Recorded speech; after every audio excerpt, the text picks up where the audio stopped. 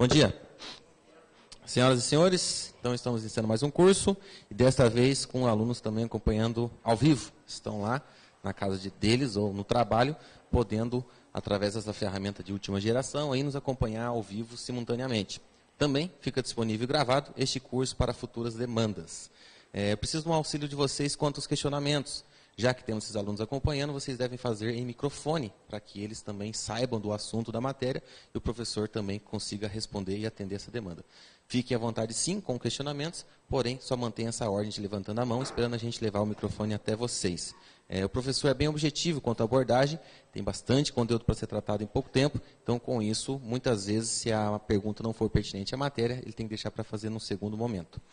Houve uma falha, infelizmente, na apostila e acabou colocando um outro material aí que não tem a ver com este conteúdo, e aí a gente já identificou isso, pediu o impresso novamente, então daqui 15, 20 minutos vai chegar o material correto para vocês. Desconsiderem esse primeiro material, mas ainda assim é válido o assunto, tá?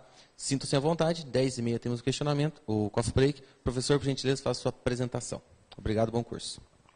Obrigado, Bruno. Bom dia a todos. Nós, sem mais demora, nós vamos iniciar nossos trabalhos. Tivemos pela primeira vez em 7 anos, ocorreu esse problema de não ver a apostila correta aqui. Houve um problema de encadernação e a minha palestra, que era para ser a primeira, com esse título, Aplicação do Regimento Interno na CPI e nas Comissões Processantes, não está na apostila.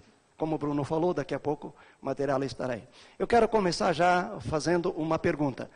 Quem de vocês é advogado, assessor jurídico? 1, 2, 3, temos poucos. Vereadores, por gentileza, né?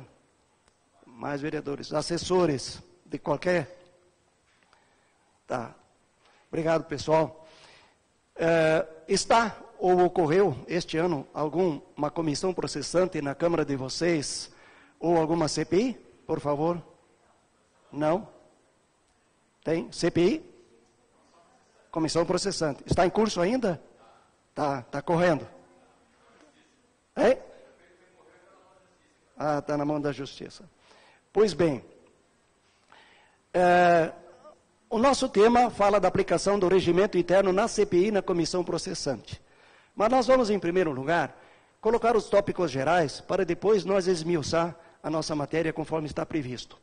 Nós temos 3 grandes tópicos. A Comissão Parlamentar de Inquérito, CPI, que também pode ser chamada de Comissão de Investigação Parlamentar, pode ser chamada também de Comissão Parlamentar de Investigação. C'est tout la même chose, diz o francês, é a mesma coisa. Não se apeguem tanto ao nome. Não, mas município usa comissão especial de inquérito. É a mesma coisa igualmente. Queremos esclarecer que tanto faz CI, CPI, Comissão Especial de Investigação, Comissão Especial Parlamentar, não tem diferença nenhuma quanto ao seu objetivo, à sua finalidade. Comissão processante. Nós usamos o termo aqui, comissão processante, mas se trata da cassação de mandato de prefeito ou vereador por infração político-administrativa ou por infração ético-parlamentar, de que trata o Decreto-Lei 201/67, dito por nós, advogados, como ainda sendo um resquício da ditadura. De fato, esse Decreto 201/67, ele é bastante rígido. Ele tem poucos artigos que tratam da comissão processante, 4 ou 5 artigos, e não permite muita elasticidade por ocasião da sua instituição, seu processamento e o julgamento, seja do prefeito ou seja do vereador.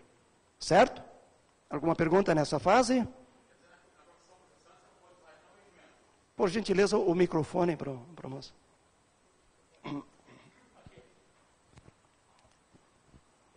Qual é a sua pergunta? Professor. Sim. Então, na comissão processante, usa-se o 201 ou usa o regimento interno? Usa-se ambas as coisas. Mas, já vou adiantando, você também está rapidinho na pergunta.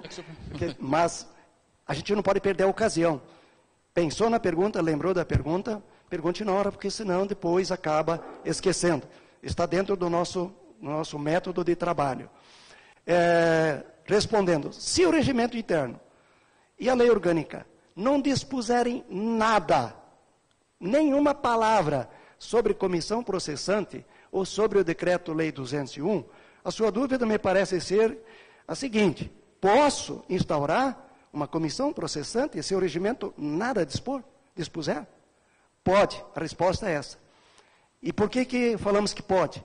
Porque essa dúvida já chegou aos tribunais, e os tribunais já decidiram, e hoje é questão pacífica, de que o decreto-lei 201 se aplica independentemente de haver na lei orgânica ou no regimento interno qualquer disposição sobre o assunto. Está respondido? Valeu. E também, depois nós vamos ver, em ambos os casos, continuando aqui, a intervenção do judiciário, como está ocorrendo exatamente agora na comissão processante de vocês. Né? Quando cabe, quando não cabe, e em que casos não cabe, em hipótese alguma.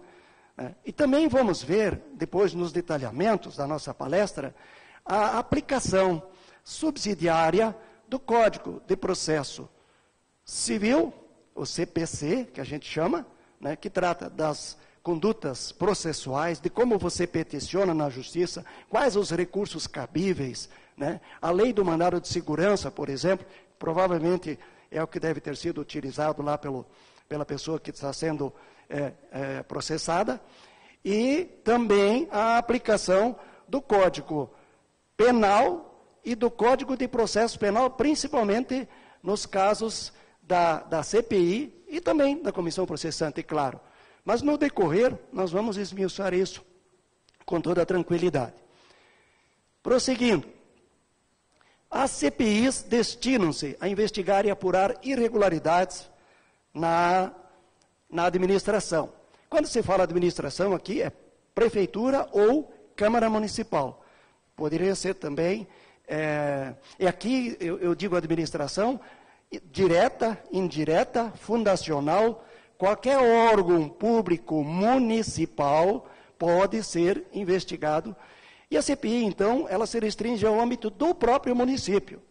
A CPI não pode investigar, por exemplo, alguma atividade, alguma ação do governo do Estado. Só para exagerar um pouco na questão, não poderia jamais a CPI municipal investigar o problema que houve aí no dia 29 de abril com os professores. Não. Tem que ficar dentro daquilo que são receitas municipais, despesas municipais, transferências para associações, órgãos sem finalidade lucrativa, que também ficam sujeitas à investigação pela CPI.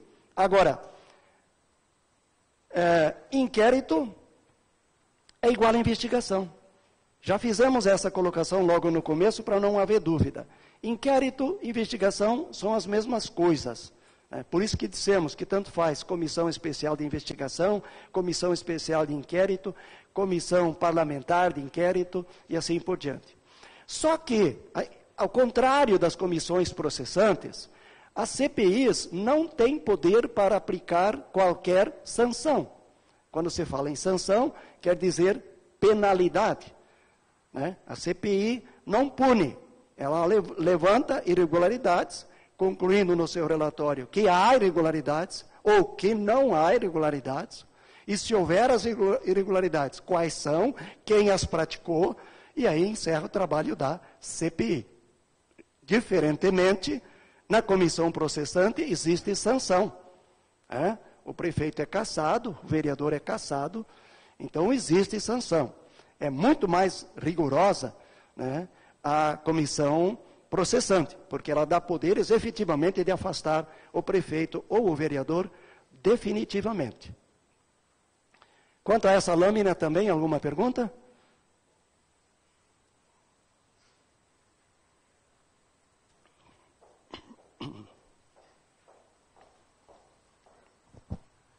Bom dia, professor. Então, a CPI municipal, ela pode investigar um consórcio intermunicipal? Entre municípios? Se a investigação estiver focada na parcela de contribuição do teu município para o consórcio ou qualquer irregularidade, eu até acredito que sim. A tua pergunta, para mim, é novidade. Confesso, com tantos anos de trabalho, mas como o consórcio é uma sociedade entre diversos municípios, eu tenho a impressão que ela pode sim.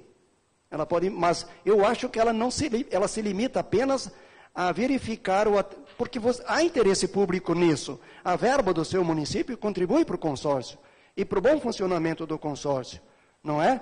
Agora, o que você não pode é, se for necessário quebrar um sigilo, quebrar o próprio sigilo, por exemplo, do consórcio em si, porque ele tem personalidade jurídica própria, né? Também você não pode ter acesso às transferências dos outros entes consorciados.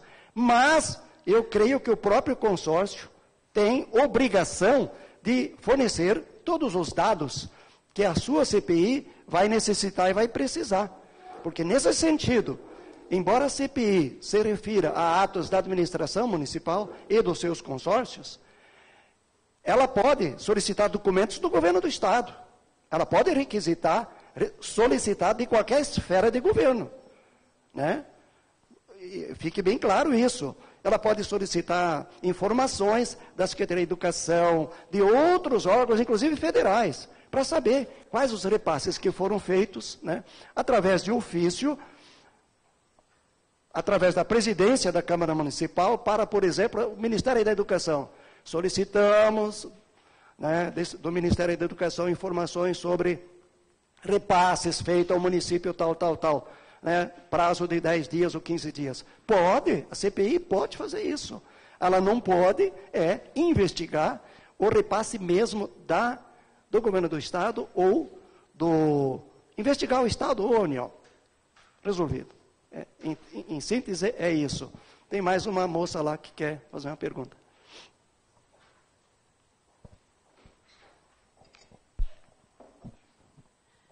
Professor, bom dia. Bom dia. No caso de afastamento de prefeito por prisão, ainda não é um caso de comissão processante? Shoppingzinho, no caso, né? Se estiver dentro daqueles incisos do artigo 5º, que está, agora a apostila não está aí, né? Nada impede que o prefeito, sendo processado por qualquer ato criminoso, seja também investigado por infração político-administrativa. O Decreto-Lei 201 mesmo ressalva isso. A questão é que o 201 sempre se refere a crime contra a administração pública. No caso lá, o homicídio foi contra o assessor jurídico, isso, não é isso? Procurador. Certo. Né? A Câmara afastou ele, né? Suspendeu o mandato dele, né? Já em definitivo? Não, suspendeu, está suspenso por hora, né? Por tempo indeterminado, porque ele continua preso, né? Mas a Câmara baixou uma resolução? Foi feito um decreto legislativo. E votado, que é o que prevê no nosso regimento interno e na lei orgânica, né? Então a Câmara suspendeu o mandato e convocou o vice, né? O vice-prefeito está atuando. E posso adiantar que a condenação do prefeito, em definitivo, dá a perda do cargo, né? Isso. Agora, tem que ver se essa questão do homicídio se qualifica entre aqueles crimes do artigo 1º. Desse decreto. Do decreto 201, que são 20 e poucos incisos. Primeiro eram 14 incisos. Depois foram acrescentados aqueles crimes contra a Lei Complementar 101, que é da responsabilidade fiscal, que diversas coisas passaram a constituir crime também. Porque falando sobre essa questão de aplicar ou não a lei, questão da sanção, eu quero lembrar que quando foi aprovado a lei de responsabilidade fiscal, ela dizia, não pode fazer isso, não pode fazer aquilo, não pode fazer aquilo, não pode fazer aquilo. Formalmente, a lei era completa, né? Ela tinha começo, meio e fim, foi votada e foi aprovada. Mas, materialmente, como se diz em direito, essa lei era incompleta, porque ela não aplicava apenas para os prefeitos e os presidentes de câmaras, ou contadores, que descumprissem a lei de responsabilidade fiscal. Aí o que aconteceu? Aí veio a lei 10.028, podem anotar aí. 10.028, uma lei federal, e ainda estou respondendo a sua pergunta. Essa lei federal traz os diversos, ela alterou o 201/67 e incluiu incisos que tratam dos crimes de responsabilidade do prefeito, sujeitos a julgamento pelo Tribunal de Justiça. Tá? Depois, quando vier a apostila, nós vamos recapitular esse tópico, vamos responder especificamente a sua pergunta. Pode ser? Então, muito bem. Prosseguindo. As CPIs podem fazer o quê? Podem investigar despesas, inclusive transferências, para APMIs, para PAIs, para qualquer órgão sem fins lucrativos que receba dinheiro da prefeitura, subvenção, subsídio, apoio financeiro, é objeto de investigação por parte da CPI. As receitas próprias ou transferidas, aplicação dessas receitas, elas podem ser também investigadas pela CPI. Ela também pode investigar atos das autarquias, fundações e das empresas públicas do município. Claro, a gente está sempre falando do município. Podem fiscalizar, podem investigar entidades que recebam subvenção ou qualquer tipo de auxílio. Pode investigar contratos e convênios de qualquer espécie em que o município for parte, ou seja, parte. Execução de obras e serviços municipais também pode investigar. E para esclarecer ainda, dentro das grandes funções das câmaras municipais, vamos ver se vocês lembram quais são, a primeira e mais importante função da Câmara Municipal é a função legislativa. Legislativa. Né? A outra tem uma que é julgadora, não é? Que julga o prefeito, julga as contas do prefeito. Né? Há sempre uma ideia de que o poder executivo no município é o mais importante, o mais forte, o mais poderoso. Não é. Nós aqui no Brasil temos uma tradição ainda muito presidencialista, em que colocamos o presidente ou a presidenta, ou o governador ou o prefeito, como as figuras de proa nas três esferas de poder. Mas não é, porque o povo é representado, segundo a Constituição Federal, pelos parlamentares. Os parlamentares representam eu, você, qualquer cidadão no poder. Nada pode o prefeito fazer sem que haja uma prévia autorização legislativa. Nem comprar um controle desse se não tiver previsão de verba no orçamento. Ele é, na verdade, um gestor, né, das receitas e despesas do município. Ele é, na verdade, eu já divulguei para prefeituras, mas eu posso falar isso. Ele é um gerentão, nada mais que um gerente, que pode ser demitido, né, exonerado pela própria Câmara Municipal. Então, a Câmara tem função julgadora, legislativa, me ajudem aí que eu estou fraco, fiscalizadora, e a propósito da fiscalizadora, é aí que se insere o poder da Comissão Parlamentar de Inquérito, justamente na função fiscalizadora. É ela que dá à Câmara o poder de instaurar CPI, que nada mais é do que um instrumento mais aprofundado de investigação. Quando o prefeito, por exemplo, não manda as informações que vocês precisam, naquele prazo, no meu ver, muito esticado de 30 dias, né? CPI nele. É CPI, porque a CPI não precisa obedecer o prazo de 30 dias para receber a documentação que ela quer. E mais, a CPI requisita o documento.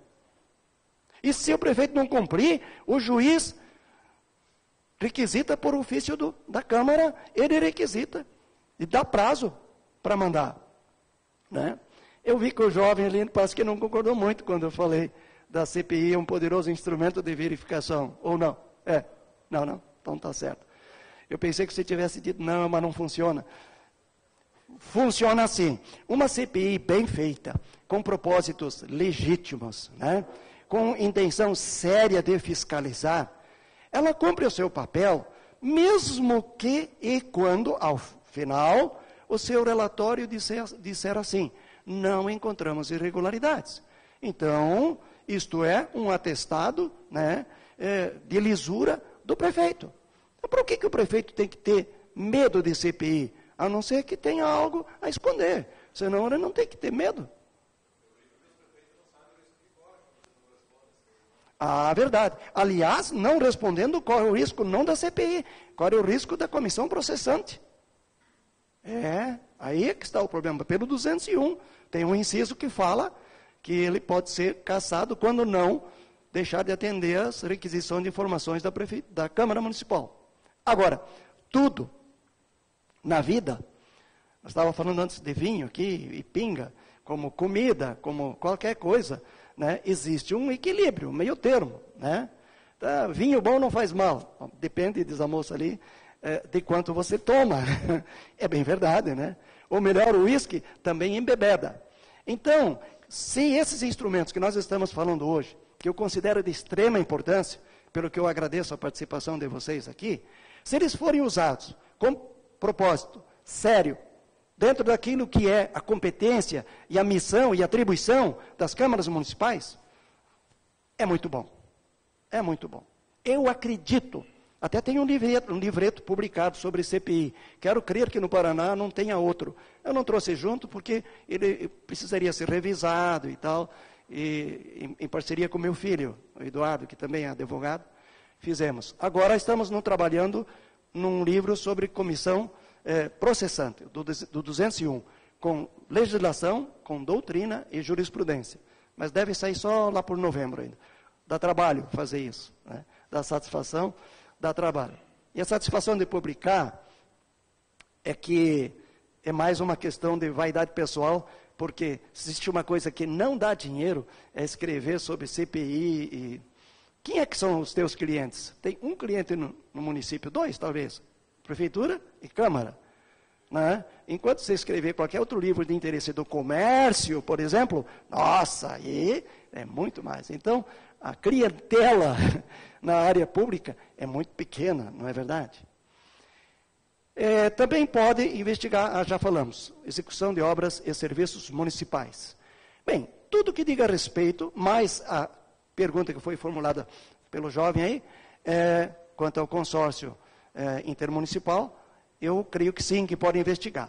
Nada impede que os tribunais entendam diferente, porque nós, advogados, sempre damos parecer. A nossa palavra não é final. O nosso parecer é salvo o melhor juízo. E tem coisas na vida que eu tinha, e tenho ainda, total convicção, infelizmente, o tribunal pensa diferente. Como eu sempre pensei no passado, que a troca de partido era uma infidelidade partidária e deveria resultar na perda do mandato. Porque no Brasil não se permite a eleição, uma candidatura, sem o partido. O partido é o veículo onde você embarca para começar uma carreira política. Está lá no artigo 1º da Constituição Federal, dizendo que somos, que um dos princípios da nossa Constituição é a pluralidade. O que é pluralidade? Eu posso ser católico, protestante, mais isso, mais aquilo, espírita, macumbeiro. Eu posso ser preto, branco, religioso ou não. Pode tudo. Até na área de gênero pode. Né? Então, e as ideias. Eu posso ser comunista, convicto. Você pode ser um neoliberal de ultradireita. O outro pode ser mais um social-democrata, né? Quanto ao seu pensamento. Isso é permitido pela Constituição. Salvo quando havia a ditadura que proibiram a existência do Partido Comunista no Brasil, que é um dos mais antigos, diga-se de passagem. Né? Então, isso é pluripartidária. Mas quando você vai eleger os seus representantes, as diferentes correntes de opinião, faz essa pequena digressão para esclarecer isso, as diferentes correntes de opinião têm o direito de se expressar e de ter assento no parlamento para nos representar. Isso é política. Isso é política. Aí é que surgem os partidos. Não precisava tanto também, né? 33 quase, por aí. Porque não existe tantas opiniões, digamos assim, correntes ideológicas. Por exemplo, hoje não existe mais, mas Partido dos Aposentados da Nação.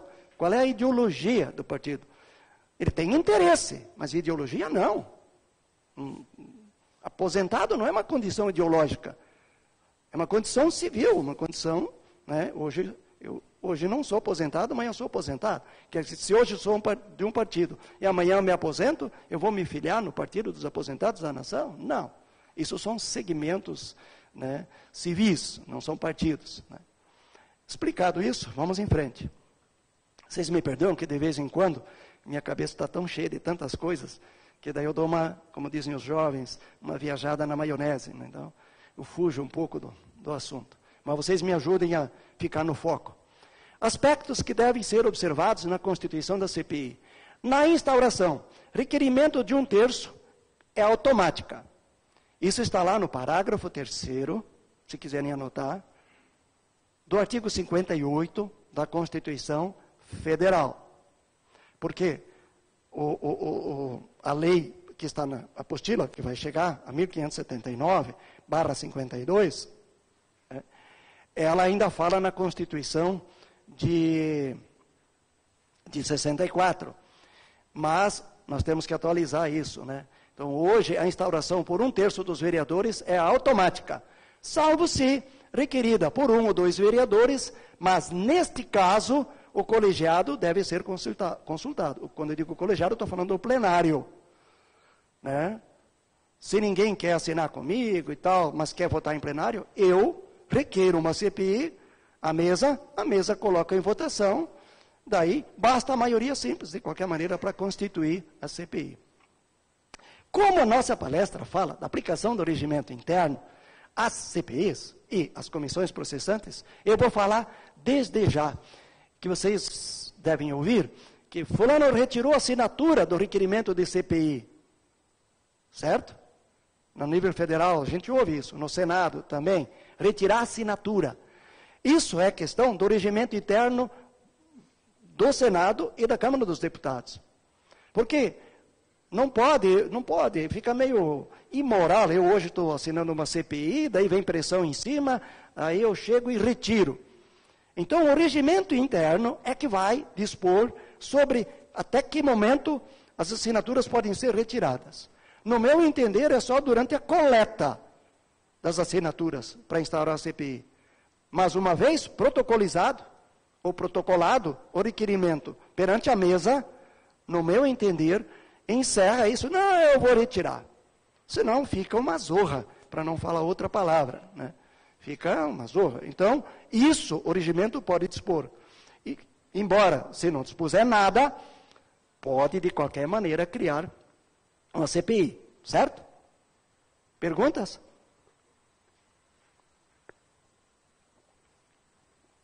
Cada pouco, quando eu me lembrar do que a CPI, aliás, do que o regimento pode dispor, eu falo para vocês. E é bom que ele disponha, tanto sobre CPI, como sobre comissão processante. Evitem, entretanto, repetir, seja na lei orgânica, fazendo mais um adendo aqui, seja no regimento interno, disposições já da lei federal. Não precisa. As câmaras não têm mesmo competência para legislar sobre normas da Constituição ou sobre a cassação de mandato de prefeito, mas podem dispor de algumas omissões, pode complementar a legislação, né, para esclarecer, como, por exemplo, essa questão da retirada das assinaturas. Né? Até que momento pode retirar?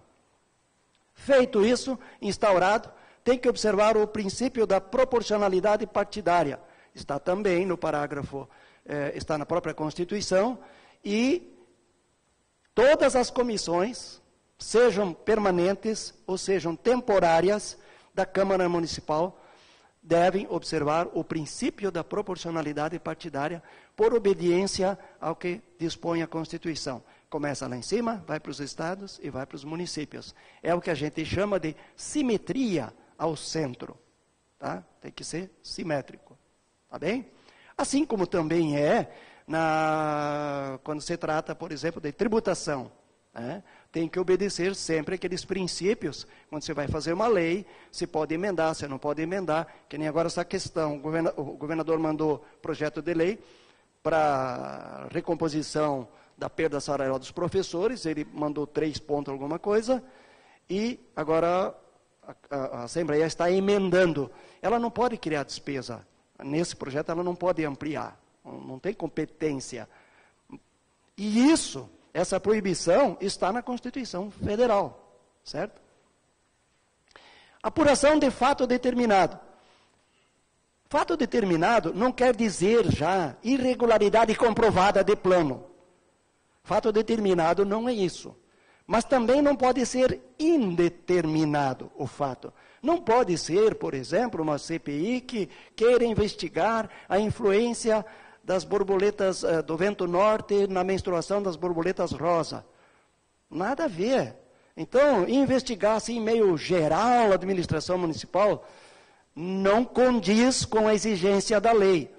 Você quer investigar possíveis irregularidades no transporte escolar? Então tem que ser específico, tem que dizer o que você quer. Investigar gastos com a obra tal ou tal, construção do hospital, da creche, você tem que ser específico. Isso é fato determinado. Vocês me compreendem? Por quê? Fato determinado, se já fosse uma irregularidade clara, comprovada, inclusive documentalmente, você nem precisa fazer a CPI. Manda para o Ministério Público, faz uma representação, ou como cidadão, ou como vereador, ou a própria Câmara como pessoa jurídica, certo? Para quem vai... E no governo federal se faz muito isso, né? Mas aí é questão política, é para desgastar o outro. Então se faz, mas não devia. Então muitas das CPIs na esfera federal são usadas só para dar mídia e tal, né? A Operação Lava Jato está sendo bem conduzida, está sendo bem investigada, está indo bem, como nunca antes nesse país foi, como dizia o Lula, né? Tá indo bem. Estão prendendo gente que nunca se imaginava que iam para a cadeia ou usar tornozeleira eletrônica. Né? Gente graúda, gente que faz obras no Iraque, não sei aonde, no mundo todo. Foram bacana, estão respondendo processo. Então, ainda temos a fixação de prazo certo para a conclusão dos trabalhos. Por que a exigência de prazo certo para concluir uma CPI? Alguém me ajuda aí? Também, respondendo, para evitar que fique pesando uma espada por cima da cabeça do investigado, né? Sobre o prefeito. Uma CPI que não termina nunca e cada pouco a imprensa noticia, porque a CPI, a CPI tem que ter prazo para conclusão. Tem que ter prazo para conclusão. Não pode ser ad eternum. E se no ato de constituição da CPI, seja por decreto legislativo, seja por resolução, dependendo do que o regimento interno dispuser, tem que constar já as 3 coisas aqui, ó. Tá? A proporcionalidade partidária, a apuração do fato determinado e o prazo certo. Se isso não constar do ato de constituição da CPI, o prefeito pode imediatamente, através de mandado de segurança, conseguir liminar e acabar com ela antes de nascer. Tá? Isso é exigência legal. Tem que ter lá. Fato determinado, prazo certo e o princípio da proporcionalidade partidária. Aqui eu quero falar mais uma coisa quanto a esse tópico. Não se usa muito nas câmaras municipais constituir, no começo da legislatura, blocos partidários. Mas como a maioria aqui é vereador, eu gostaria de falar sobre isso. Como é que funciona bloco partidário? Digamos que uma Câmara tenha 4 vereadores, um de cada partido. Estão isolados. Se eles, no começo da legislatura, criarem formalmente, legalmente, e oficiarem ao presidente da Câmara que o partido tal, formaram um bloco partidário, até para efeito de eleição da mesa, o bloco partidário funciona como partido, como um partido, com direito a ter maior participação na escolha dos vereadores, seja para a mesa, para as comissões permanentes ou para a CPI. A moça tem mais uma pergunta. Só um pouquinho, espere o microfone, por gentileza. Só para constar que lá em Chopinzinho tem 9 vereadores e 9 partidos. 9 partidos, e nenhum bloco partidário? Não fizeram? Não, nem sabia da existência desse. Mas o regimento consta. Eu aposto com você que o teu regimento fala em bloco partidário. Eu tenho ele aqui depois. Dá uma olhadinha depois, no intervalo você me confirma. Tá? A maioria fala, não pode ser que tenha alguns que não falem. Vocês estão entendendo? E da onde vem essa ideia de que diferente? Por gentileza, pessoal, nós estamos ao vivo, na verdade, então temos que dar uma colaborada. Depois nós podemos fazer, fora do ar, aí um bate-rebate. Mas vamos em frente. Por que eu falo que os blocos partidários podem se constituir? Porque se diversas correntes partidárias estão representadas por esses 9 partidos, alguns partidos com maior afinidade ideológica, né? Não vamos botar junto PT e PSDB, porque não vai funcionar, né? Nem o Democratas. Mas eles podem constituir um bloco, porque isso constitui uma coisa chamada força política, é um bloco, né? Certo? Vamos em frente, então.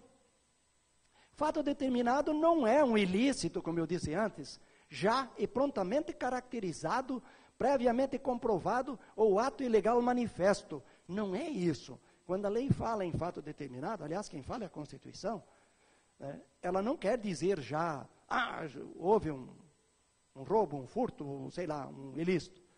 Se fosse assim, como eu disse também, bastaria enviar os documentos ao Ministério Público. Certo? Fato determinado é o mesmo que objeto determinado. Objeto que você vai investigar. Acho que está claro. Não está? Está, né? Parece que temos concordância aqui. E não genérico, como eu disse antes, da importância do vento norte, blá, blá, blá. Não pode ser assim. É assunto ou objeto específico e não indeterminado. Eu quero investigar quanto custaram as cadeiras desta sala. Isso é objeto determinado, fato determinado. Então tem que ser bem claro o que é que eu vou fazer, para não ficar dúvida no ar.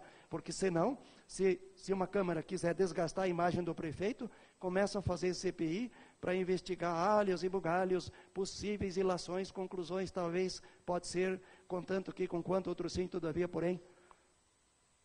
Aí não dá, isso não é compatível com CPI, tá? Aplicação subsidiária do Código de Processo Penal e do Código Penal. Eu quero crer que por um erro na elaboração dos temas, estava colocado na apostila CPC. Mas aqui ainda eu quero falar do CPP também, do Código de Processo Penal e do Código Penal. Sem dúvida, todo e qualquer processo judicial, quando for a juízo, se rege pelo CPC. Mas, eu digo diretamente, nos trabalhos da CPI, não se aplica o Código de Processo Civil, o CPC, de jeito nenhum. Mas, o artigo 3º da Lei 1579, diz assim: indiciados e testemunhas serão intimados de acordo com as prescrições estabelecidas na legislação penal. Quer dizer, quando o indiciado e testemunha, né, forem intimados, eles têm que comparecer, obrigatoriamente, de acordo com os termos do 218 do Código de Processo Penal. Em caso de não comparecimento da testemunha sem motivo justificado, a sua intimação será solicitada ao juiz criminal da localidade em que resida ou se encontre, na forma do artigo 208 do Processo Penal.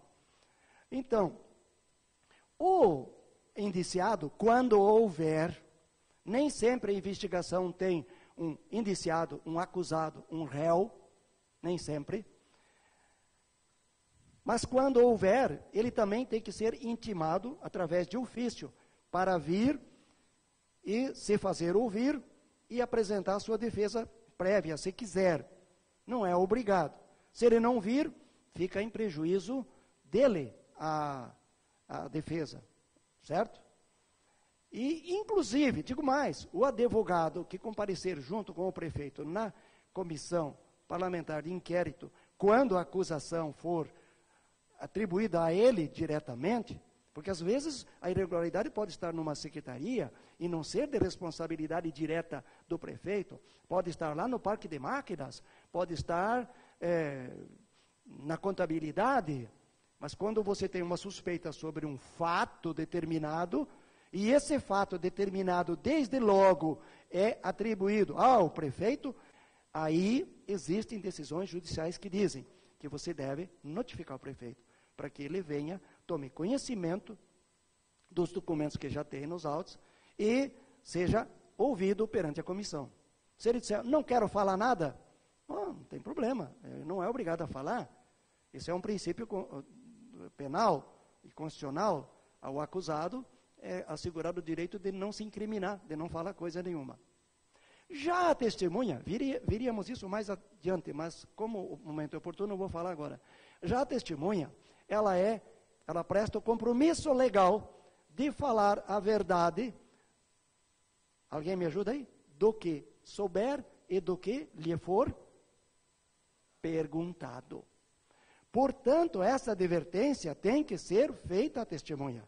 Olha, o senhor pode sofrer um processo, o senhor pode ser preso, se o senhor não falar o que sabe. Quer dizer que não é só a mentira que é perjúrio, que é crime, mas a omissão da verdade. O saber e não falar, claro que isso tem que ser comprovado depois. Fulano sabia, pois contou para o fulano, contou para o ciclano. Isso é uma apuração posterior. Mas tem que ser explicado claramente para a testemunha, olha, o senhor está sob compromisso legal de falar a verdade do que souber sobre os fatos. Tem que ser esclarecido, olha, trata-se de um processo de investigação sobre isso, que diz disso, que há suspeitas, tal. O que o senhor sabe sobre o assunto? Primeira pergunta é genérica. A CPI pergunta genericamente para ele sobre o que ele sabe sobre o fato.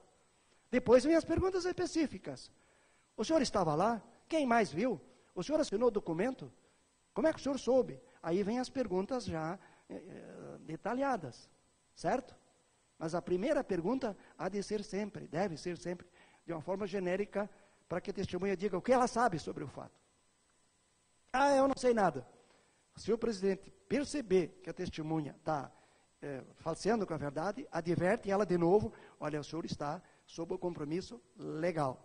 E se ela insistir em se, como diz o gaúcho, em se mosquear, né, você pode fazer cópia do que ela está dizendo que não sabe de nada. Se houver suspeita de crime, imediatamente fazer cópia dessa parte da ata da sessão, da constituição da CPI, mandar para o Ministério Público para que ele, desde logo, promova as medidas necessárias. Inclusive com relação ao investigado, seja ele prefeito, seja ele secretário, seja ele servidor, que esteja, se houver uma prova evidente, clara, de um crime, durante ainda a investigação, a CPI, a comissão pode imediatamente extrair peças, xerox, cópia, documentos, também da sua Constituição, mandar um ofício ao presidente da Câmara, pedindo que o presidente mande para o Ministério Público, antes de concluir a CPI.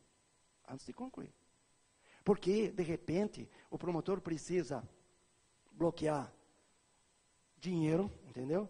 Ele precisa quebrar sigilo bancário e tal, ou tomar qualquer atitude liminar, rápida, para que a pessoa não cause ainda um mal maior, ou esconda o dinheiro, o produto, para isso. Por isso que tem que ser ágil no gatilho.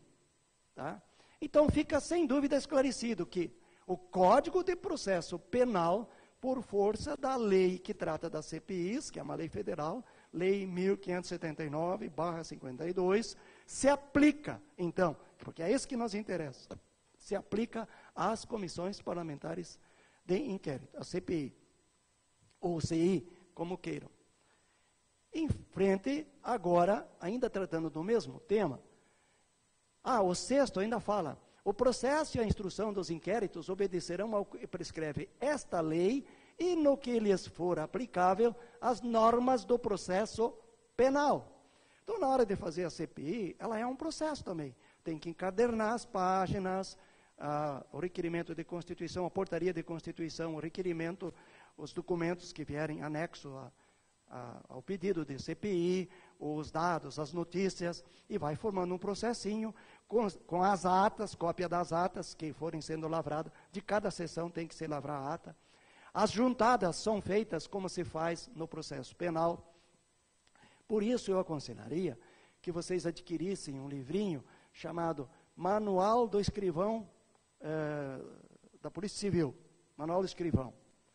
Porque aí tem carimbos próprios para o termo de juntada, termo não sei o quê, termo de oitiva, aqueles modelinhos, se aplica perfeitamente à CPI.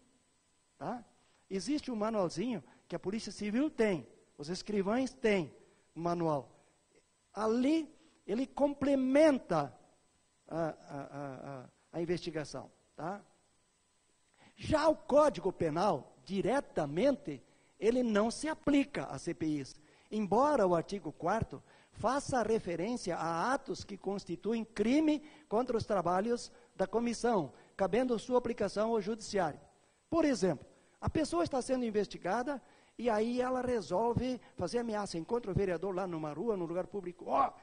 Você vai ver, fecha essa CPI, senão tu vai ter a ver comigo. Se ele fizer ameaça, assuada, ou qualquer outro atentado ao funcionamento da CPI, é crime. É crime. Seja secretário, seja prefeito, seja servidor que esteja envolvido nas investigações, eles não podem sofrer, a comissão não pode sofrer constrangimento nenhum.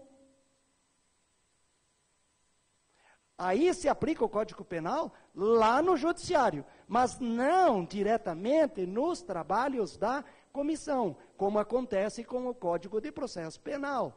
Porque antes nós vimos, por disposição do artigo 6º, as normas do processo penal se aplicam aos inquéritos. Então, essas se aplicam diretamente.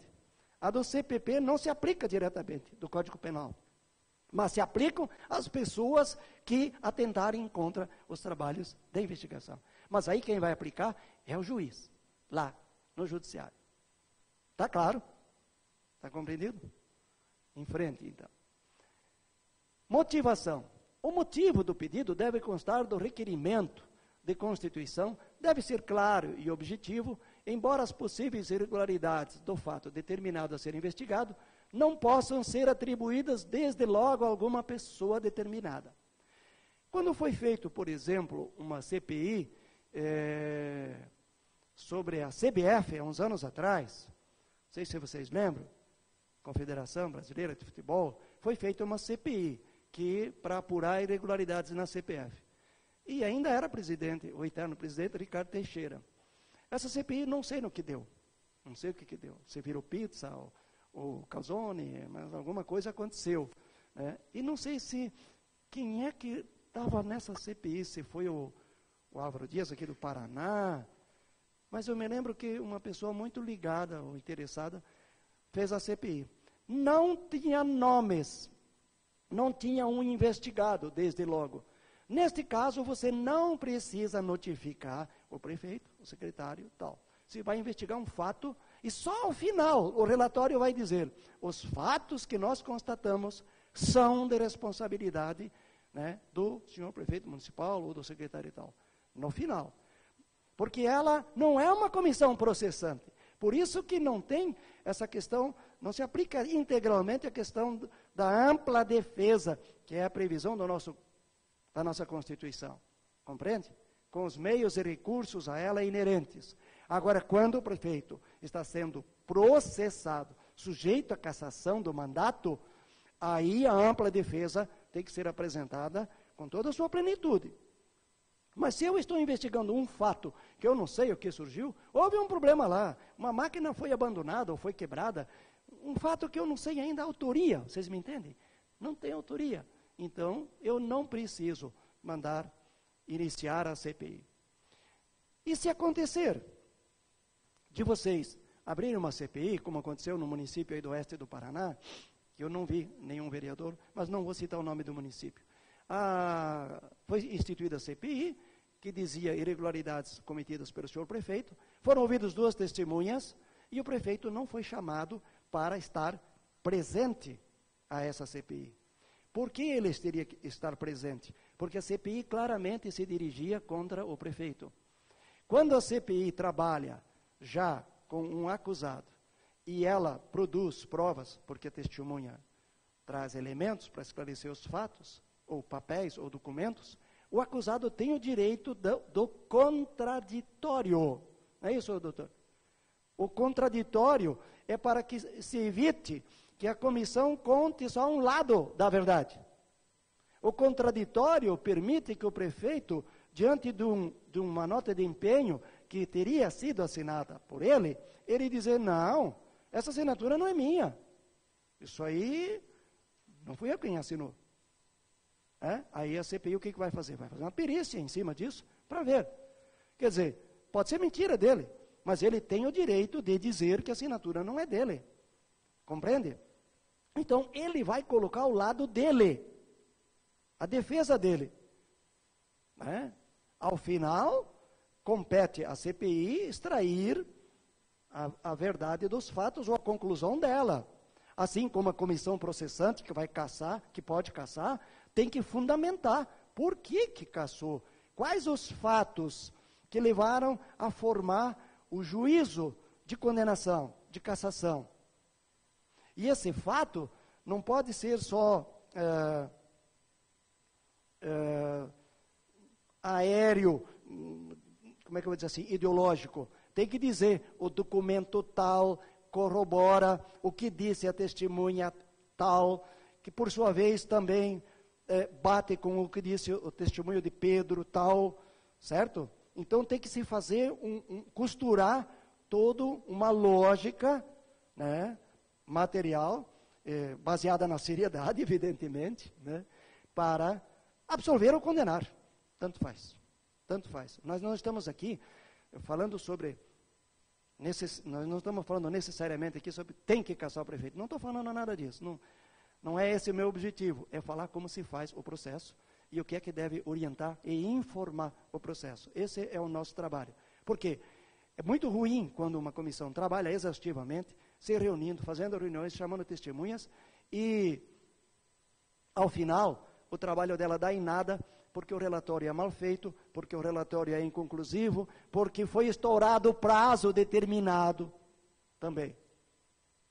É muito ruim quando isso acontece. Desestimula o vereador, o parlamentar, de trabalhar. E desacredita o Instituto Jurídico da Comissão Parlamentar de Inquérito, ou da Comissão Processante. Desacredita, sabe? Daí vem essas histórias. Deu pizza. Eu posso dizer que em inúmeras CPIs que eu assessorei como assessor jurídico, não dando pitaco lá junto na comissão, porque isso o assessor jurídico da Câmara não pode fazer. Ele pode, em off lá, nos bastidores, orientar as perguntas, deixar um roteirinho para o presidente e tal. Mas ele inquirir ali na comissão processante e falar, como já aconteceu em câmaras, não pode, não pode. Ele não é Ministério Público, ele não é advogado de acusação, ele é procurador da casa, para os efeitos internos da casa, da Câmara. Ele não pode perguntar, de jeito nenhum. Ele pode assessorar, quando há dúvidas, a comissão para os trabalhos, vai lá no assessor jurídico e diz, escuta aqui, doutor, isso aqui pode, posso perguntar? Pode. Assessorar. Perguntar, inquirir testemunha? Não pode não. Objeto, quais os assuntos podem ser investigados? Novamente, nós voltamos lá na 1579 e diz o que pode ser, tá? Isso aqui vamos passar rapidamente. O artigo 1º da lei 1, não, aqui é a 52, viu, gente? Isso aqui está errado, eu errei aqui. É a lei 1579, 52. As comissões parlamentares de inquérito, criadas na forma do artigo 53 da Constituição Federal, era da antiga Constituição Federal. Hoje é 58, parágrafo 3º, eu falei antes. Terão ampla ação nas pesquisas destinadas a apurar os fatos determinados que deram origem. Todos os atos administrativos e de gestão podem ser objetos de investigação. Já vimos isso. Composição apresentado, 1/3 aprovado pelo plenário, o presidente designará os membros observando a proporcionalidade partidária. Os membros entre si vão escolher presidente, relator e membro. Tá? Não é como a comissão processante. A comissão processante, desde logo, quando você faz o sorteio para constituir a comissão, já é feito o sorteio para quem vai presidir, quem vai secretariar ou relatar. Tá bem? Existe uma diferença entre as duas. Aqui ele vai dizer, vão integrar a comissão Pedro, Paulo e João. A comissão vai se reunir, esses 3, né? E entre eles, vão já elaborar uma ata, reuniram-se os membros, tal, e começaram por escolher quem vai ser o presidente, membro e tal. Tá bem? Perguntas? De repente pararam as perguntas. Só um pouquinho, aguarda o microfone. Só levante a mão que a moça vem. Todas as câmaras têm situação e oposição. Quando o presidente designar, observando o princípio, a proporcionalidade partidária, e o vereador, o integrante, não quiser constituir a comissão? Sim. Vocês lembrem que na Constituição Federal diz o seguinte, que deve observar a proporcionalidade partidária, né, sempre que possível, fala a Constituição.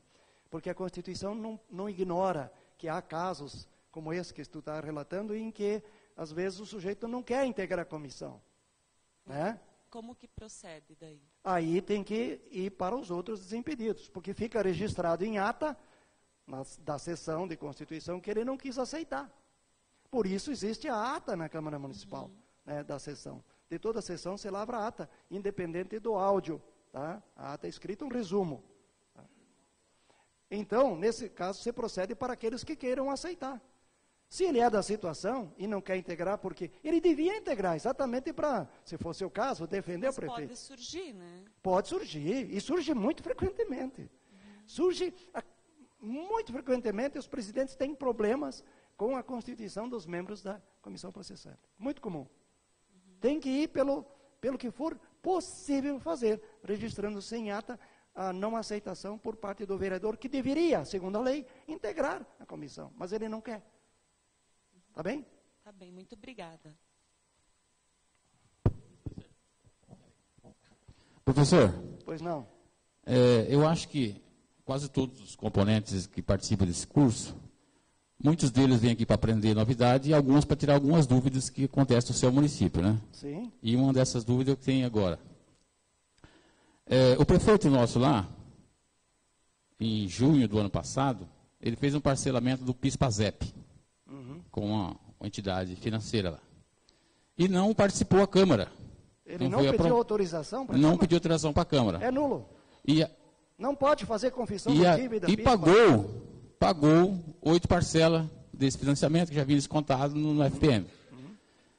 E agora, o mês passado, ele mandou a lei para a Câmara para que nós aprovássemos essa lei do parcelamento já retroativo. E nós reprovamos a lei. Quais são os procedimentos agora que a gente tem que tomar de imediato? Olha, ele pode ser processado, não precisa nem CPI, o fato é público e notório, ele pode ser processado e perder o mandato por ter feito isso. Assim também as dívidas com o INSS ou o próprio Fundo de Previdência dos Servidores do município, precisa sempre lei autorizando a fazer, porque como nós dissemos antes, o prefeito é o gerente, mas ele tem alguém que autoriza, que é o povo. Quem é o povo? É a Câmara, são os vereadores. Não poderia, te asseguro com todas as letras, que esse parcelamento que ele pagou é irregular, é ilegal. Sem dúvida. Ele pagou 8 parcelas e agora que pediu a avaliação da Câmara. É ilegal, com certeza. É ilegal. Por quê? Porque o prefeito não é detentor, assim, da liberdade de fazer. Já houve tentativas, porque aí houveram, nesse caso, não cabe plural, né? Segundo os léxicos. Aqui o governo do estado tentou algumas coisas assim também, de pegar dinheiro que estava nos depósitos judiciais e tal, mas esse dinheiro está à disposição da justiça, não pode o governador chegar lá, olha, eu quero usar. Quando muito, a justiça pode liberar os depósitos judiciais de tributos que estão lá depositados e fazer o levantamento. Isso até a lei de execução fiscal permite que o município, o estado, a União, possa usar esses recursos enquanto se discute o processo. Né? Mas aí tem que haver um compromisso de, no final, se ele perder, devolver o dinheiro imediatamente, porque senão vai entrar por precatório ou requisitório. Já viu? É terrível, daí não recebe nunca. Pois não. Se uma denúncia para o Ministério Público foi feita e foi transformada eu acredito que numa ação civil. Sim. E isso está parado. Ofício para o Ministério Público aqui de Curitiba. Faz-se uma representação para a Corregedoria do Ministério Público do Estado. Tá? Obrigado. E ela fica ali na Vicente Machado. Você pode chegar lá e falar com o chefe do setor próprio lá, que é do patrimônio público, né? Tem um chefe para cada setor. Mas eu mandaria para a Corregedoria do Ministério Público.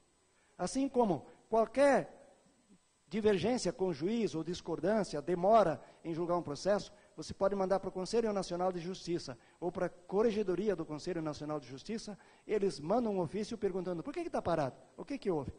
Antes, porém, viu, Silvio, eu recomendaria que a pessoa interessada, o vereador, solicitasse à Câmara que mandasse um ofício solicitando a quantas anda, como é que está, ou fizesse uma visita, uma comissão de fiscalização da Câmara, né, agendado com o promotor, eu gostaria de falar com o senhor, vai lá, diz, como é que é, promotor, como é que está, faz uma visita. Se isso não funcionar, pedido de providências para a Corregedoria do Ministério Público do Estado do Paraná.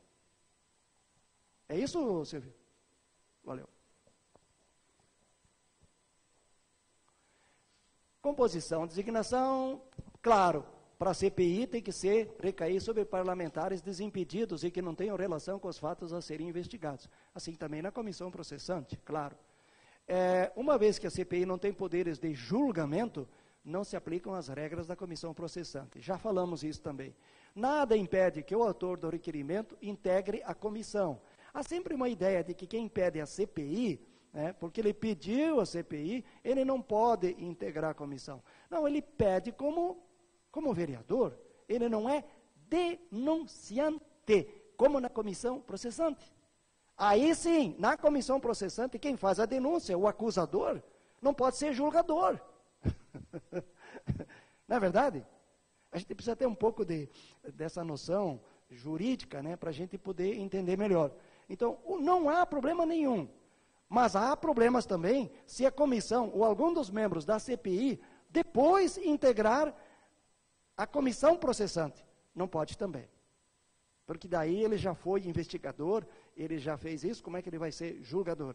Ninguém pode ser acusador e juiz ao mesmo tempo. Entende? Tá? Então, como ali não há... Então, o autor do requerimento, ele pode integrar a comissão, sim. Ou os próprios 3 que requereram, quando for 1/3, por exemplo, 3 ou 4 ou 5, dependendo do tamanho da Câmara, eles podem integrar a CPI, mas não podem depois integrar a comissão processante se, do resultado dos trabalhos da CPI, a Câmara resolver cassar o mandato. Está compreendido? Tá, né? Ótimo. Vamos em frente. Constituída a comissão por ato do presidente, seus integrantes definem data para a reunião inicial. Já falamos isso também. Isso é tranquilo, se vocês conhecem. É aconselhável que estabeleçam um roteiro para os trabalhos, reunir os documentos necessários à apuração dos fatos para só depois ouvir as testemunhas. O que eu vejo é que as comissões, às vezes, de uma forma um pouco atrapalhada ou com pressa de fazer os trabalhos, eles já no dia seguinte marcam reunião para ouvir, ou 2 dias, já marcam reunião para ouvir testemunha. Nem estão ainda de posse dos documentos, onde eles vão tirar conclusões. Não, nós precisamos convocar o tesoureiro, precisamos chamar o contador, e quem mais? O assessor jurídico, o chefe de obras, o empreiteiro fulano ou ciclano. Então, em primeiro lugar, feita a primeira reunião, definida os membros da comissão, é aconselhável que se estabeleça um roteiro, porque as CPIs que não dão em nada, quase sempre é porque faltou um roteiro dos trabalhos. Vamos fazer isso, isso, isso. Requisite os documentos, requisite cópia de contra-cheque, Requisite tudo o que você precisar, empenho, disso, daquilo, requisitar. Não é pedir informação através do plenário. A CPI pode pedir diretamente ao prefeito ou qualquer outro órgão, inclusive estadual ou federal, como eu falei antes. Queremos que seja informado no prazo de 5 dias. Ela estabelece o prazo, porque senão vai estourar o prazo da CPI, não é? E aí sim, reunidos os documentos, feita uma análise preliminar, prévia, sobre esses documentos, tal, eles vão ver, olha, aqui não existe prova ainda. Nós vamos ter que ouvir testemunhas para ver se elas acrescentam alguma coisa, né, esclarecem ou não esclarecem sobre os fatos. Aí sim, faz a relação das testemunhas e um cronograma para ouvir. De preferência, no máximo em 2 dias. Começa a tarde inteira e vai ouvindo todas as pessoas, de uma sentada só. Tá? Faz-se ata, toma-se o depoimento por escrito de cada um, faz-se ata da sessão, quem estava presente. Aí ele já está, atrasa. Às vezes ele vem com um ofício dizendo que não conseguiu arrumar os documentos. Se isso ficar esclarecido que trata-se de um impedimento ao trabalho da comissão, denuncia ao Ministério Público que ele está, como eu disse antes, ele está travando a CPI, o que é crime. Não pode. Aí, quando mandar ofício para o prefeito pedindo que seja informado no prazo de 5 dias, já coloca a advertência, sob pena do constante no artigo tal, por impedir o trabalho da comissão. Já faz a advertência lá. Aí ele vai levar para o assessor jurídico dele, o assessor vai dizer, prefeito, eu acho melhor, manda lá. Tá? Só um pouquinho, vamos colocar o microfone, porque vai para o ar aí, daí nós... Pode repetir para nós daí, por favor? Pode ser solicitada, inclusive, a quebra de sigilo bancário de particular que está sendo investigado? Eu vou acrescentar... Extrato bancário? Na tua pergunta, eu vou esclarecer outra coisa. Vou colocar mais um negócio.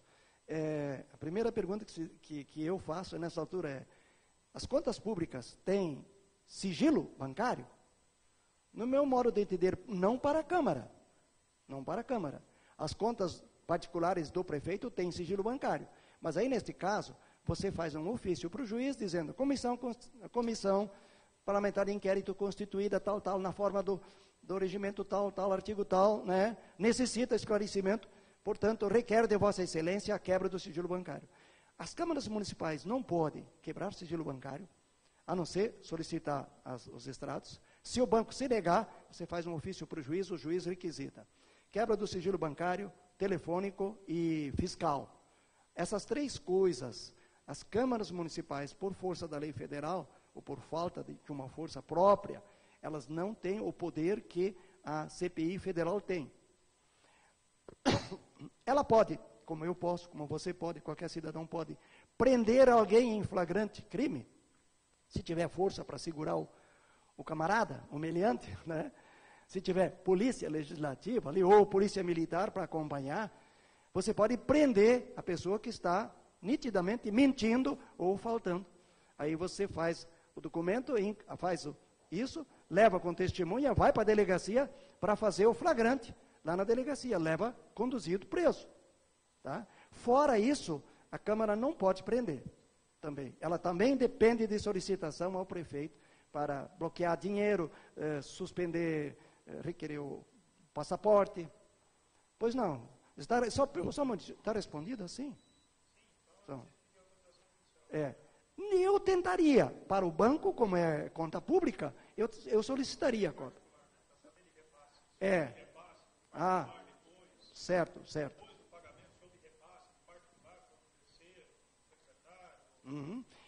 Quando havia cheque, hoje quase não há mais, né, a cópia do cheque para ver se houve endosso, na conta de quem foi depositado.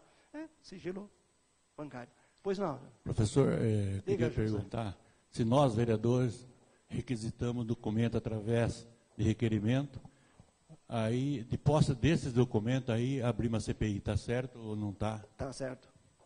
Obrigado. Perfeito, mesmo. Pode sim. Olá, tudo bem? Como vai? Na CPI se apuram fatos.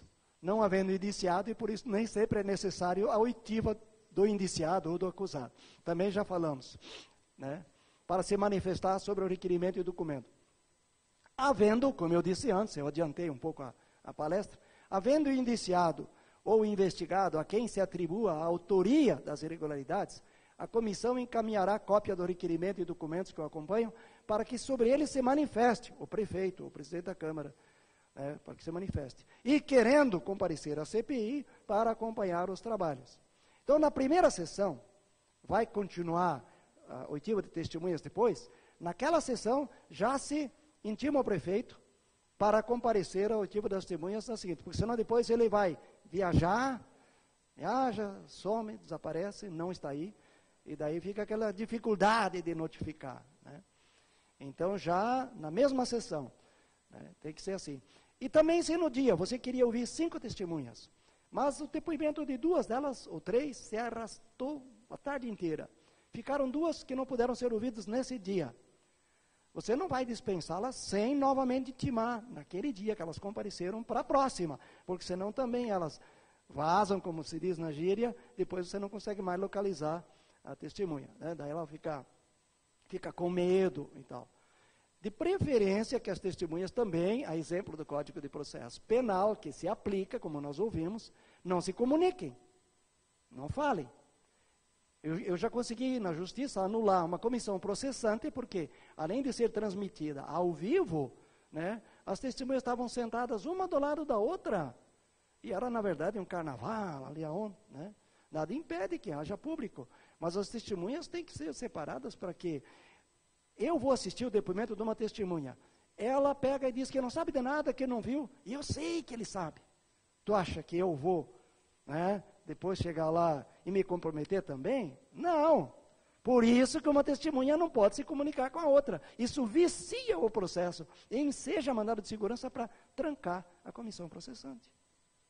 Certo? Testemunhas não podem se comunicar.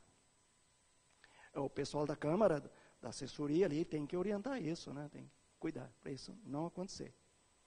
Procedimentos. Das oitivas de testemunhas e documentos, será oportunizado ao acusado, quando houver, né, manifestar-se para assegurar a ampla defesa e o contraditório. Contraditório é isso. Eu apresento um documento, ele diz, não, esse documento não é isso. Fulano diz A e ele contradita e diz, não, a testemunha está faceando com a verdade, então não é isso. Isso é contraditar, para não produzir, como eu disse antes, um processo unilateral, parcial. As comissões podem requisitar documentos ao prefeito ou outras autoridades, ou não autoridades também, porque tem que responder no prazo de 5 a 10 dias. Com os documentos e definidas as testemunhas, só daí se iniciam os depoimentos. Tá? Isso é o mais lógico que se faz. Do indiciado ao acusado. Ele é citado. Está na apostila todo esse material. Chegou agora o material aí? Eu não sei que página está isso agora, porque eu não recebi uma cópia. Tá? Mas vocês vão achar que está lá numa determinada página.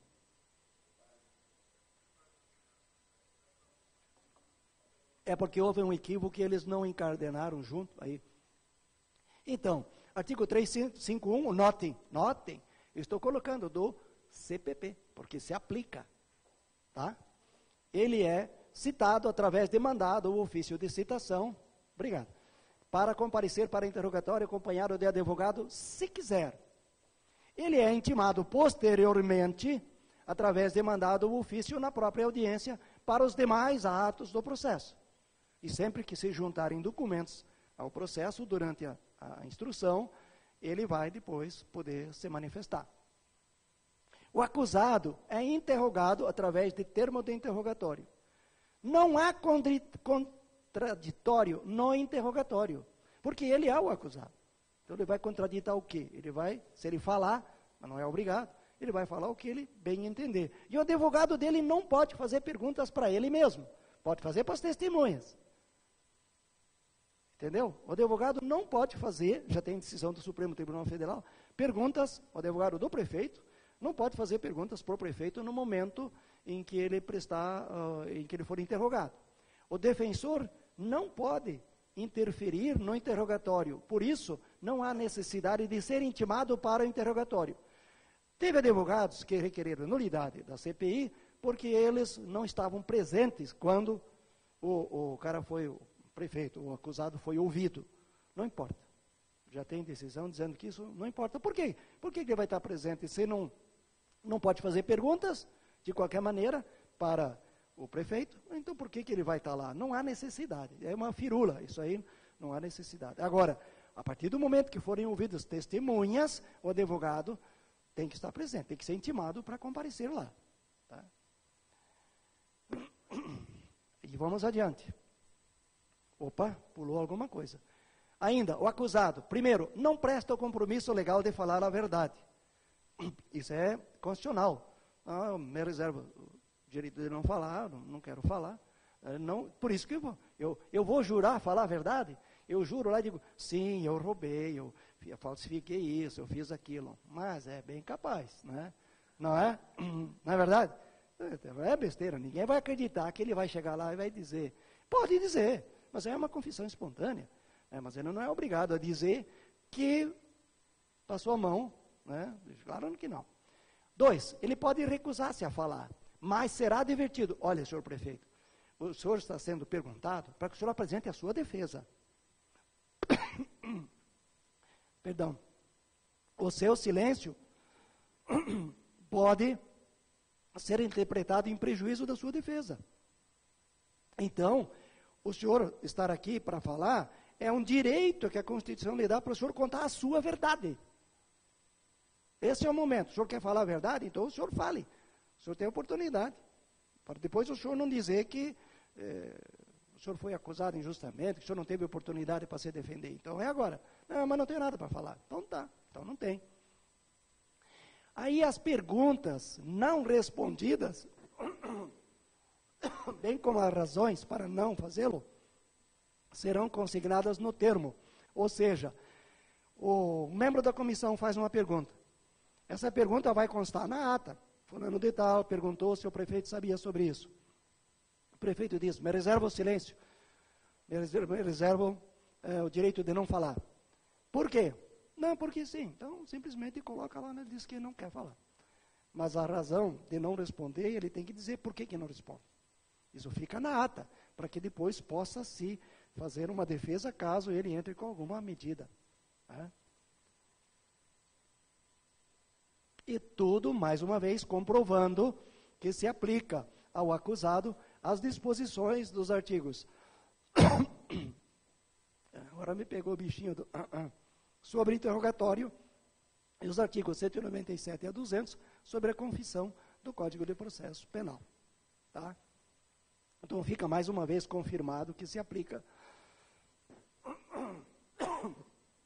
Ai. Se alguém tiver uma pastilha, eu aceito. Que aqui agora baixou o bichinho do... A testemunha agora.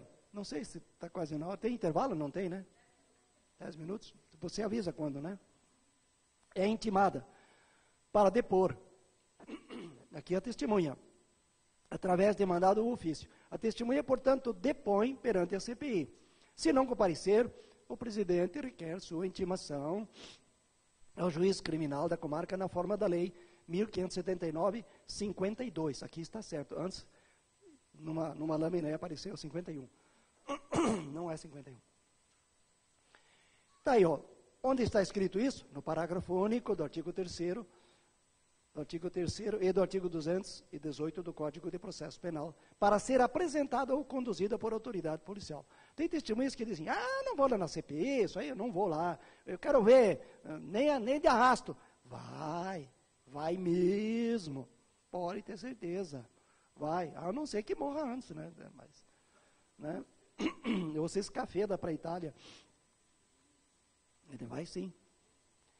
A testemunha presta o compromisso legal de falar a verdade, e aqui repisamos, né? Do que souber e lhe for perguntado. Tá? Para quem não estava antes, isso significa que a testemunha, ela falta com a verdade, comete perjúrio, se ela souber de algo e não falar. Ela tem que falar, ela é obrigada a falar. A testemunha não pode eximir-se da obrigação de depor, artigo 206 do Código do Processo Penal. Vejam só, Nós vimos agora aqui quantos artigos do Código de Processo Penal que a gente pode utilizar na aplicação da CPI. Por isso é importante aquele livretinho, aquele manualzinho do escrivão da Polícia Civil. Tá? Vocês podem pegar lá para fazer um manual próprio de investigação da CPI. No regimento interno pode constar. Mas para não ficar tão extenso, como a lei fala que se aplica o Código de Processo Penal, e para não chover no molhado, pode usar o Código de Processo Penal, embora seja um pouco mais complexo para quem não é familiarizado com o assunto. No depoimento das testemunhas, aí sim, existe contraditório. O defensor do acusado e os membros da CPI podem fazer reperguntas após as do presidente. Tá? Aqui, no sistema brasileiro, não existe a pergunta direta para o réu, para o acusado ou indiciado, principalmente no judiciário. Quando você vê filme americano, você vê a testemunha lá no lugar de depor, lá, né? E o advogado chega e e bate, e faz pergunta diretamente para a testemunha. No sistema brasileiro, tudo bem, Brizola? Salve, Brizola. E aí, no sistema brasileiro não é assim. Você dirige a pergunta para o juiz ou para quem está conduzindo a investigação e essa pessoa faz. Na CPI pode ser diretamente, mas existe a repergunta quando o membro pergunta ou quando o defensor do acusado, o advogado, faz a pergunta, não faz diretamente para o depoente, faz para o presidente da comissão e o presidente da comissão repergunta para a pessoa. Tá? Não há no nosso sistema essa tradição. Tudo azul em céu azul? Tudo beleza? Então tá. Pessoal, me mata uma curiosidade, agora abrindo uma pequena piada no intervalo, que a gente nunca faz isso. Me mata uma curiosidade que eu sempre tive. O que é que tu faz com o teu dinheiro? Eu nunca sei onde é que está, tá, juro? Ah, então tá certo, tá explicado. Era isso que eu queria saber. Só tinha mais... tá com o povo. O Brizola é conhecido antigo, então a gente se permite essas brincadeiras, né? Companheiro de muitas lutas, muitas coisas, né? Já faz mais de 30 anos. Não, nem tanto, não somos tão velhos também. Deixa para lá. A testemunha. Se o presidente da CPI perceber que a testemunha está se escusando de falar a verdade do que souber ele for perguntado, encaminhará a cópia à autoridade policial para instauração de inquérito por perjúrio ou falso testemunha. Né? E se for muito flagrante, ele pode decretar a prisão do depoente, da testemunha. Tá? Aí ele conduz, chama a polícia e leva o cidadão lá para a delegacia, faz o auto de prisão em flagrante com as testemunhas. Tá? Uma vez na vida, eu consegui prender um camarada, com esse físico aqui, né? Você já viu. Na verdade é tísico, não é físico. Sim, qualquer cidadão pode prender outra pessoa em flagrante delito. Se puder, se tiver força para agarrar o sujeito, né? Eu chamar mais um, mas pode. A gente pensa que é só a autoridade policial que pode? Não, não é. Não é. E eu vejo que muitas vezes se comete até covardia. Se vê um ato irregular e vira as costas, não tem nada a ver com isso, eu não estou vendo. Isso corre muito. E quando há reação, pegam o cara e ainda amarram num poste. Como a Sherazade defende lá, não, malandro tem que ser amarrado no poste e açoitado. Como se nós estivéssemos lá num dos países árabes, mas não é assim. Tá? Eu consegui prender um cara uma vez, mas é que ele ficou com medo porque eu era advogado de acusação, né, junto com o promotor. Né? Então eu era assistente de acusação.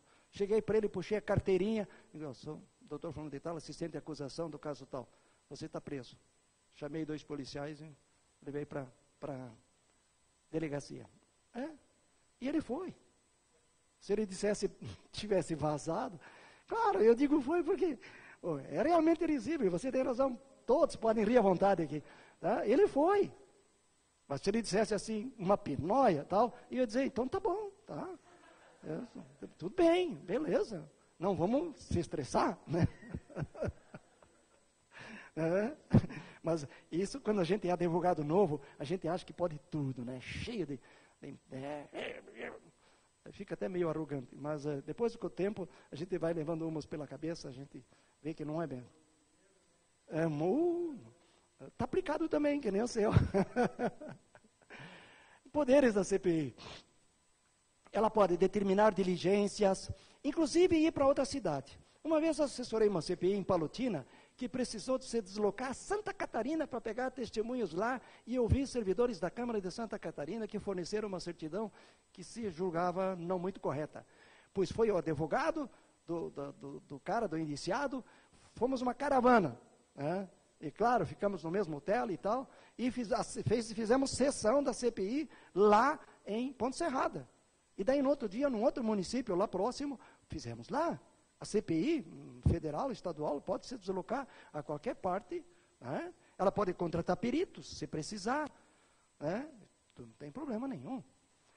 Ela pode locomover-se para outros municípios, ouvir acusados, inquirir testemunhas, solicitar informações, requisitar documentos, convocar secretários e funcionários, que neste caso o comparecimento é obrigatório.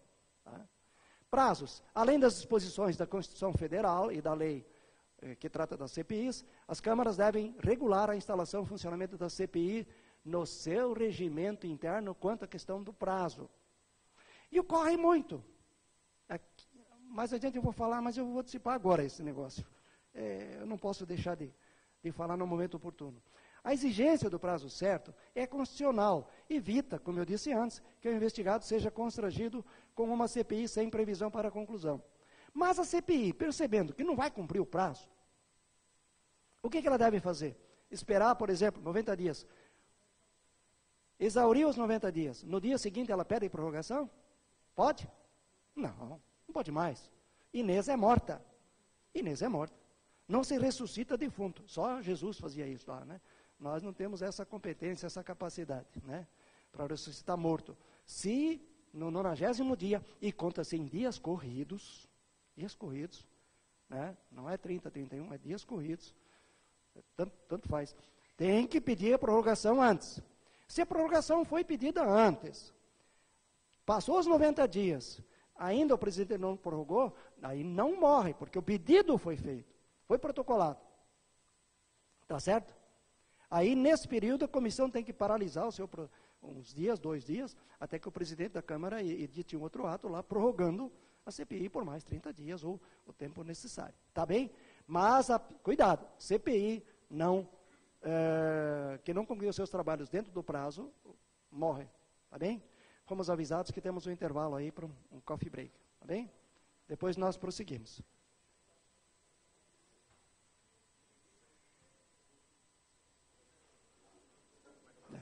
Está aprendendo alguma coisa? Lá em cima, no noroeste. Lá tem muito gaúcho também, Santa Mariana. Pois é, tem gente que acha que gaúcho é só no sudoeste e no oeste. Não é, Santa Mariana.